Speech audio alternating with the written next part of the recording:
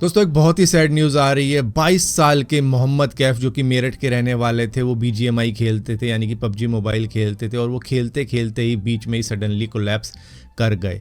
ये गेम खेलते वक्त में बताया जा रहा है कि इनका बीपी 300 के पार चला गया था, जिसकी वजह से इनको ब्रेन हेमरेज हो गया। उस वक्त में ये हेडफोन लगाकर गेम खेल रहे थे। जब ये प्रॉब्लम स्टार्ट हुई थी, इनको तुरंत ही हॉस्पिटल ले जाया गया, जहाँ पर दिल्ली के हॉस्पिटल में इनका ट्रीटमेंट चल रहा था। और जब इनकी जान चली गई तो ये बताया गया कि इनका बीपी 300 के पार गया था, जिसकी वजह से इनकी दिमाग की नस फट गई थी, उस प्रेशर को झेल नहीं पाई थी। यहीं पर फैमिली का कहना है कि इनको बीपी की प्रॉब्लम पहले से ही थी, यानी कि हाइपरटेंशन थी। उस बीच में ये गेम खेल रहे थे तो एकदम से ही इनका बीपी काफी ज्यादा हाई हो गया था। अब एग्जैक्टली क्या हुआ था वो तो कोई नहीं बता सकता। हाँ, ये पता है कि ब्रेन हेमरेज हुआ था इनको, लेकिन इतना ज्यादा बीपी हाई क्यों हुआ होगा? अगर मैं अपना एक्सपीरियंस बताऊं, या आपने भी ये एक्सपीरियंस किया होगा, जब कई बार 1v4 सिचुएशन हो जाती है, खासतौर पे एंड के सर्कल में, या फिर कोई प्रेशर हो कि भाई ये गेम तुम्हें जितवानी है, जितवा दो, तो उस वक्त मेरा दिल की धड़कन थोड़ी सी बढ़ने लग जाती है। ये हमने एक्सपीरियंस किया है, मैं खुद अपना बताऊं, एक्सपीरियंस किया है कि कई बार ऐसी क्रंची सिचुएशन हो जाती है जहां से गेम निकालना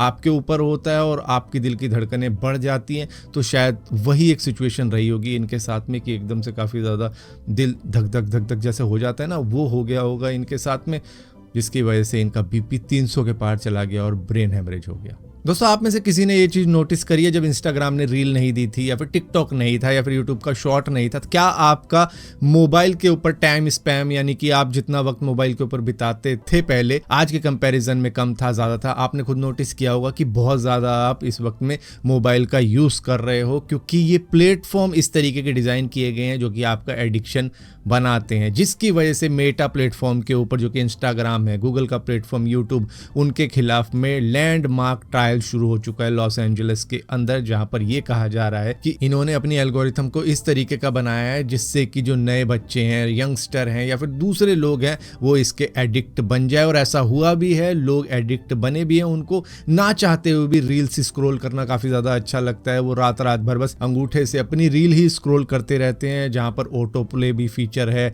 इन्फिनाइट स्क्रॉल भी फीचर है। तो इस तरीके की बातें कही है एक 20 साल की कंप्लेनेंट ने। उन्होंने कहा है कि इंस्टाग्राम, यूट्यूब ने जानबूझ के ऐसी एल्गोरिथम दी है जिससे कि लोगों को एडिक्शन लग जाए इनकी एप्लीकेशन का, उनकी मेंटल हेल्थ में प्रॉब्लम आ जाए, वो डिप्रेशन में चले जाएं, वो कई ऐसे थॉट्स में चले जाएं जिससे कि वो अपनी जान ही गवा दे। इस तरीके के आरोप लगाए गए हैं गूगल और मेटा के ऊपर। यहाँ पर गूगल और मेटा के लॉयर्स का कहना है कि मेंटल इशू सिर्फ सोशल मीडिया की वजह से नहीं हुआ है, बल्कि पर्सनल फैक्टर भी रहे हैं। उन्होंने यूथ के ऊपर पहले ट्रायल किए थे, सेफली अपने प्रोग्राम को देखा था, उसके बाद में ये लॉन्च किया है। तो मतलब इन्होंने तो अपना पल्ला झाड़ लिया। इन्होंने बेसिकली ये कह दिया है कि भैया दिक्कत लोगों में है, ना कि हमारी एल्गोरिथम में। तो यहाँ पर अब देखते हैं मार्च तक क्या निकल कर आता है इस ट्रायल के अंदर। दोस्तों, हमारे लिए मेमोरी कार्ड, रैम, एसएसडी, ये सब महंगा हो चुका है, और उसका रीज़न एक ये भी है कि भैया कंपनीज बहुत हैविली स्पेंड कर रही हैं अपने एआई इंफ्रास्ट्रक्चर के ऊपर, जिसकी वजह से हैविली परचेज हो रहा है। और ये जो कंपनी है जो इनको मैन्युफैक्चर करती है, वो अब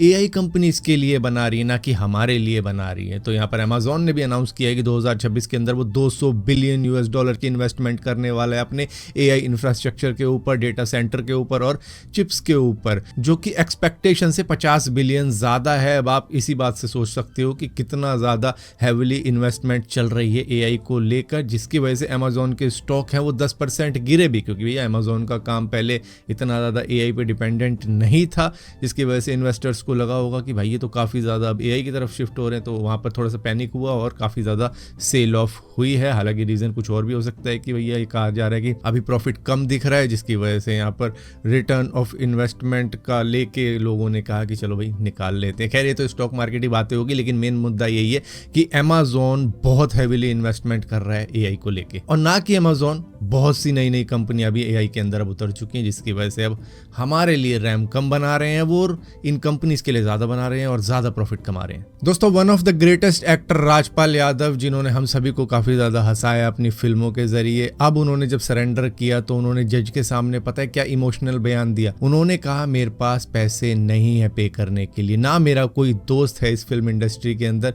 जो कि मेरी हेल्प कर पाएगा, तो मेरे पास कोई और ऑप्शन है ही नहीं सिवाय जेल में जाने के। तो इस तरीके से वो जेल के अंदर एंटर हुए हैं। उनको 5 करोड़ रुपए चुकाने हैं जो कि उन्होंने लोन लिया था। हालांकि कुछ उन्होंने पे भी किया है, करीबन 2 करोड़ के आसपास में उन्होंने पे भी किया है, लेकिन वो बाकी का पे नहीं कर पाए, जिसकी वजह से वो आज जेल के अंदर जा रहे हैं। यहाँ पर हालांकि सोनू सूद ने आगे बढ़कर कहा है कि चलो हम इनकी हेल्प करते हैं, इनको काम दे के, इनको अपनी नेक्स्ट फिल्म के अंदर साइन करके। लेकिन यहाँ पर बड़े बड़े एक्टर, चाहे आप सलमान खान की बात करो, शाहरुख खान की बात करो, अक्षय कुमार की बात करो, जिनकी फिल्म में इन्होंने काफ़ी मुख्य भूमिका निभाई है, इन्होंने हेरा फेरी के अंदर भी काफ़ी अच्छा रोल किया है, अच्छे रोल करके उनकी फिल्में हिट करवा के फिर भी कोई बड़ा एक्टर नहीं आता जो कि 40-50 करोड़ रुपए एक फिल्म के ले लेता है। ना यहाँ पे कंगना रनावत सामने आई जो कि नेपोटिज्म की बात करती है, और ये एक्टर जो कि बाहर से आया हुआ है, आज उनकी ये कंडीशन है, कोई हेल्प में आगे नहीं बढ़ रहा। ना रणबीर कपूर, ना करण जौहर, ना आदित्य धर, ना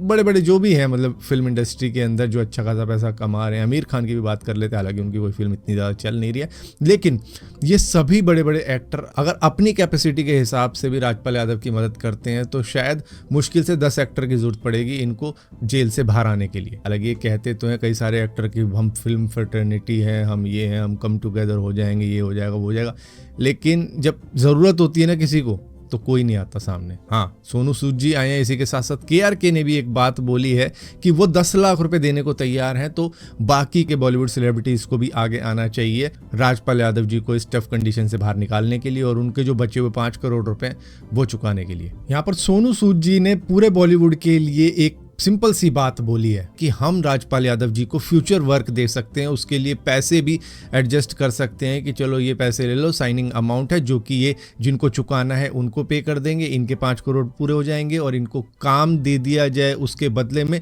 जिससे कि आप ऐसा नहीं है कि चैरिटी कर रहे हो किसी से, अगर आप फ्री में पैसा नहीं देना चाहते तो इस तरीके से भी राजपाल यादव जी को पैसा दे के अपना काम लेके उनका जो स्ट्रेस है, उनकी जो प्रॉब्लम है वो दूर कर सकते हैं, जिससे कि हम दिखा सकते हैं कि भैया ये फिल्म इंडस्ट्री सिर्फ इंडस्ट्री नहीं है, उससे भी बढ़कर है। सो इससे KRK की एक बात तो साबित हो गई जो वो बोलते हैं कि भैया फिल्म इंडस्ट्री के अंदर कोई किसी का नहीं है, वहां पर यारी दोस्ती सिर्फ मतलब की है। दोस्तों, हांगकांग ने अपने सिटीजन जिमी ले को 20 साल की सजा सुना दी है, जो कि एक मीडिया के अंदर काम करते थे। इनको कहा गया है कि नेशनल सिक्योरिटी लॉ का वायलेशन किया है, जिसकी वजह से इनको 20 साल की सजा सुनाई जा रही है, जहां पर कई सारे लोग इसको सजाए मौत भी कह रहे हैं, क्योंकि इनकी एज 78 है और 20 साल अगर ये जेल में रहे तो शायद ये जेल के अंदर ही गुजर जाए। यहाँ पर कोर्ट ने कहा है कि तुम कोलॉडिंग विद फॉरेन फोर्सेस और इसी के साथ साथ सेडिटियस पब्लिकेशन के चार्ज में गिल्टी पाए गए हो, जिसकी वजह से यहाँ पर तुम्हें इतनी लंबी सजा सुनाई गई। दरअसल ये जो चार्जेस हैं ये उनके इंडिपेंडेंट न्यूज़पेपर एप्पल डेली और इंटरनेशनल कॉन्टैक्ट्स की वजह से लगाए गए हैं। जब से इनको सजा हुई है इसको कई सारे लोग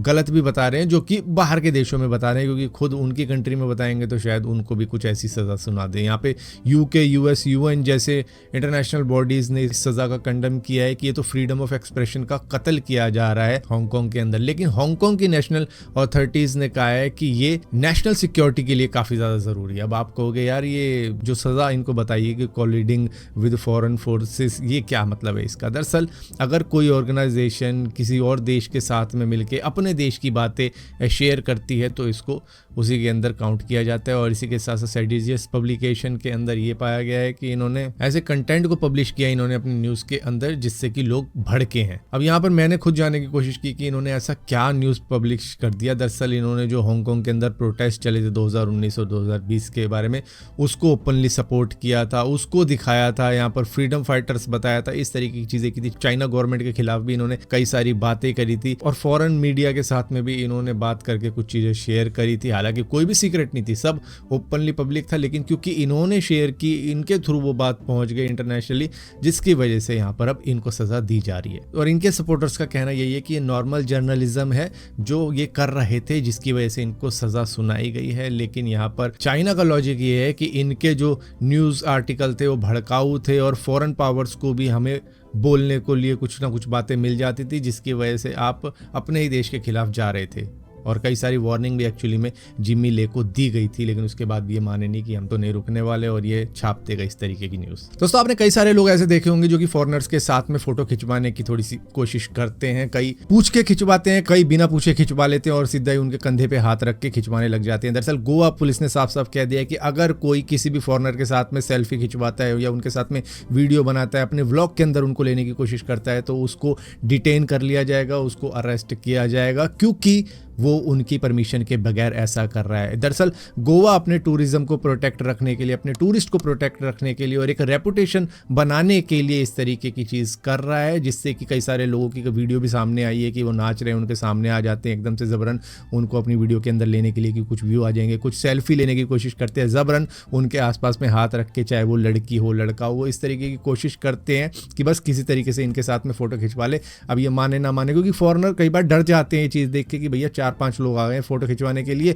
तो चलो इनके साथ में फोटो खिंचवा ले, चाहे वो अंदर से खिंचवाना ना चाहते हो, और वो फेक स्माइल करके किसी तरीके से खिंचवा लेते हैं, जिसकी वजह से गोवा पुलिस ने बहुत ही सही चीज़ की है कि अब इन लोगों को अरेस्ट किया जाएगा जो उनके साथ में ज़बरन फोटो खिंचवाते हैं। हाँ, अगर उनकी परमिशन मिल जाती है तो आप खिंचवा सकते हो, लेकिन ज़बरदस्ती आप सीधा ही मोबाइल लेके पहुंच जाओ कि ला मेरी फोटो खींच फटाफट और उनके पास में खड़े हो जाओ, तो ये बिल्कुल अब चलने वाला नहीं है। और मैं तो कहूँगा गोवा ही नहीं बल्कि पूरे इंडिया के अंदर ये रूल आ जाना चाहिए कि किसी भी फॉरेनर के साथ में कोई वीडियो फोटो अगर कोई खिंचवाता है ज़बरदस्ती, तो उसको सज़ा होनी चाहिए। इससे एक्चुअली में टूरिज्म को बढ़ावा मिलेगा जो कि बाहर से आते हैं, और एक रिस्पेक्टफुल वे में लोग पूछेंगे भी क्या मैं आपके साथ में सेल्फी खिंचवा सकता हूँ। मना कर देंगे तो कोई दिक्कत नहीं, और हाँ कर देंगे तो खिंचवा लेंगे। क्या है आपका नाम, क्या है? बोलो नाम क्या है? राजीव। तो ये आप ऐसे फोटोज खींचते हो लड़कियों के, क्या क्या मिलता है आपको?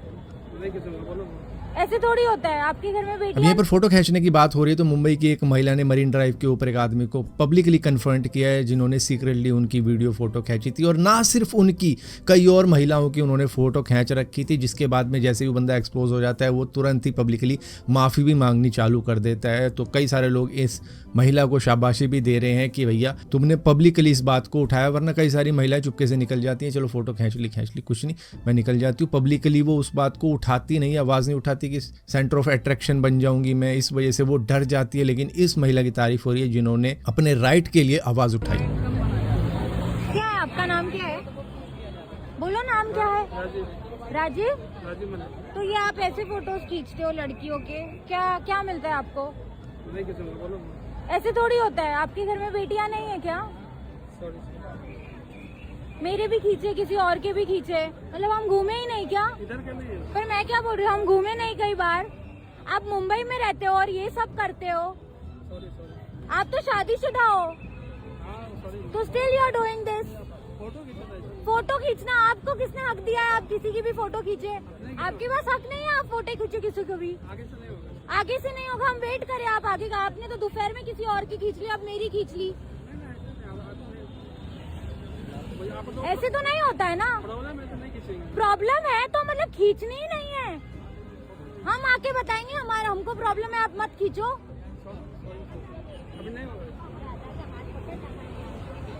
आपकी उम्र क्या है? आप मेरे पापा जितने हो और फिर भी आप ये कर रहे हो। ऐसे नहीं होता है।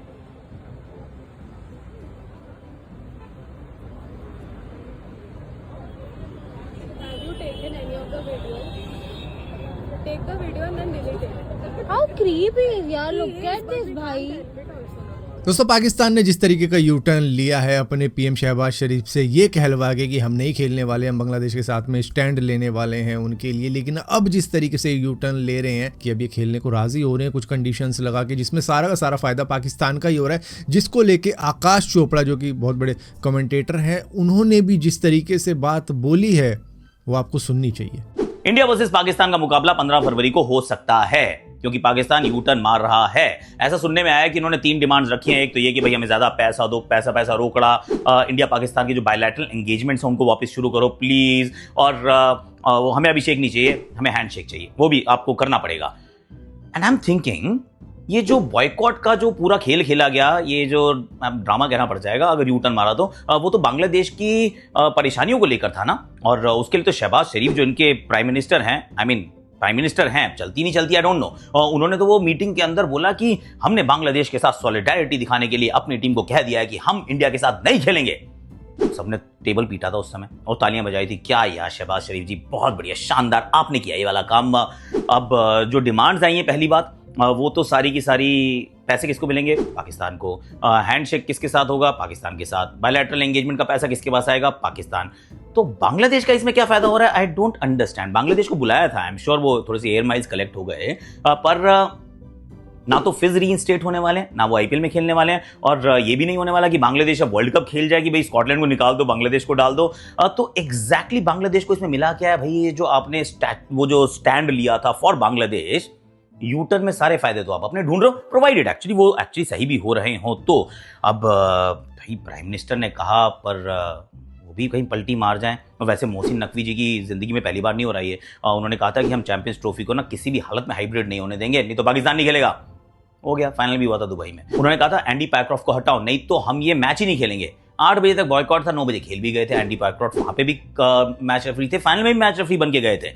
अब उन्होंने ये कहा था कि हम नहीं खेलेंगे इंडिया के साथ क्योंकि बांग्लादेश के साथ गलत काम हुआ है। अब बांग्लादेश का तो पता नहीं, पर थूक आ गई मुंह में, सॉरी, आई नहीं अंडरस्टैंड राइट। दोस्तों, ये लग्जूरियस कार चलाने वाले किसी का भी एक्सीडेंट करते हैं, किसी को भी मारते हैं, और उसके बाद में बचने का भी जुनून रखते हैं कि भैया इनके पास पे पैसा है तो ये पैसा वैसा खिला के किस तरीके से बच जाएंगे। कानपुर के अंदर हुए 10 करोड़ की लैम्बोर्गिनी के क्रैश के अंदर कुछ पेडेस्ट्रियन, कुछ व्हीकल को हिट किया गया, जिसके बाद में एफआईआर भी रजिस्टर हुई। करीबन 6 लोग इसके अंदर घायल हुए, और जो कंप्लेंट हुई है ना एफआईआर, उसके अंदर अननोन पर्सन लिखा गया है, जबकि वीडियो फुटेज में कई सारे लोग जो वहां पर मौजूद थे उन्होंने साफ साफ बताया कि जो टबैको टाइकून है के मिश्रा, उनके बेटे शिवम मिश्रा इस कार के अंदर से निकले थे, ड्राइवर सीट में से वही गाड़ी चला रहे थे। लेकिन यहां पर इन्होंने कह दिया नहीं, हमारा ड्राइवर मोहन गाड़ी चला रहा था, तो उसका नाम ले दिया गया है। लेकिन सीसीटीवी फुटेज में क्लियर है कि शिवम गाड़ी चला रहा था। आई विटनेसेस बोल रहे हैं कि शिवम मिश्रा गाड़ी चला रहा था, लेकिन फिर भी पुलिस ने एक वीआईपी ट्रीटमेंट देते हुए अननोन ड्राइवर लिख दिया यहां पर केस के अंदर, जिसके बाद में अब एसएचओ को रिमूव कर दिया गया है इस वीवीआईपी ट्रीटमेंट के लिए, जो कि बड़े बड़े लोगों को दिया जाता है कि उनकी जब एफआईआर होती है तो उनका नाम होता ही नहीं है, उनसे ऐसे तक लिखवा दिया जाता है छोड़ने के लिए।